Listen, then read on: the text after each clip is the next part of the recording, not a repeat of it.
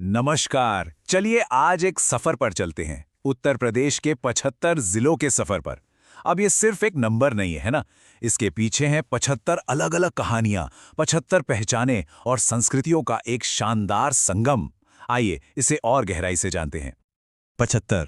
सोचिए इस नंबर के बारे में। ये सिर्फ एक आंकड़ा नहीं है, ये उत्तर प्रदेश की विशालता, उसकी डाइवर्सिटी का सिंबल है। और इसके पीछे छिपी हैं न जाने कितनी ही अनूठी पहचानें जो मिलकर इस प्रदेश को इतना खास बनाती हैं। और यही वजह है कि अक्सर लोग कहते हैं कि उत्तर प्रदेश तो अपने आप में ही एक मिनी इंडिया है। मतलब यहाँ आपको कल्चर, हिस्ट्री और इंडस्ट्री का ऐसा जबरदस्त मेल मिलेगा कि जैसे पूरे भारत की एक झलक एक ही जगह सिमट आई हो। तो इस सफ़र को हम कैसे तय करेंगे? हमने इसे कुछ हिस्सों में बांटा है। सबसे पहले हम यहाँ की आस्था और आध्यात्मिकता की दुनिया में उतरेंगे। फिर इतिहास और बहादुरी की वो कहानियां सुनेंगे जो यहाँ की मिट्टी में बसी हैं। इसके बाद देखेंगे कि कैसे यहाँ इंडस्ट्री और कला एक साथ फल फूल रही हैं। और आखिर में समझेंगे कि ये सारी चीज़ें मिलकर कैसे उत्तर प्रदेश को एकता की एक मिसाल बनाती हैं। तो चलिए शुरू करते हैं हमारे पहले पड़ाव से, आस्था और आध्यात्मिकता के शहर। देखिए, उत्तर प्रदेश की जो धरती है ना, वो असल में भारत की आध्यात्मिक आत्मा का केंद्र है।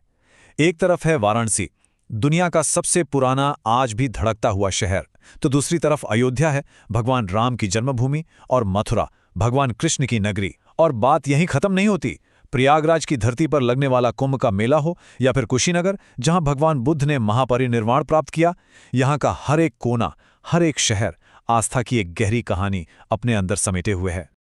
अच्छा, तो आध्यात्मिकता की इस गहरी डुबकी के बाद अब जरा इतिहास के पन्ने पलटते हैं और रुख करते हैं वीरता की उन गाथाओं की ओर।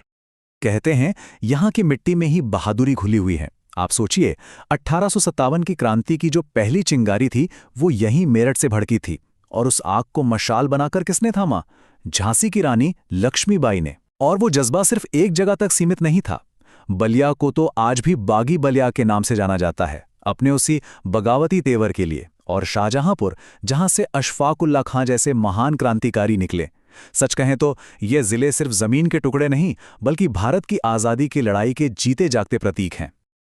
चलिए अब उत्तर प्रदेश का एक और पहलू देखते हैं। एक ऐसा पहलू जहां हाथों का हुनर और मॉडर्न इंडस्ट्री यानी कारीगरी और व्यापार का संगम होता है। उत्तर प्रदेश की असली खूबसूरती जानते हैं क्या है? वो है इसका बैलेंस। देखिए, एक तरफ है कानपुर, जिसे लेदर सिटी कहते हैं, और आज का मॉडर्न आईटी हब नोएडा। तो ठीक दूसरी तरफ है लखनऊ, नवाबों का शहर, अपनी नाजुक चिकनकारी के लिए मशहूर, और भदोही, जहां के कालीन दुनिया भर में जाते हैं।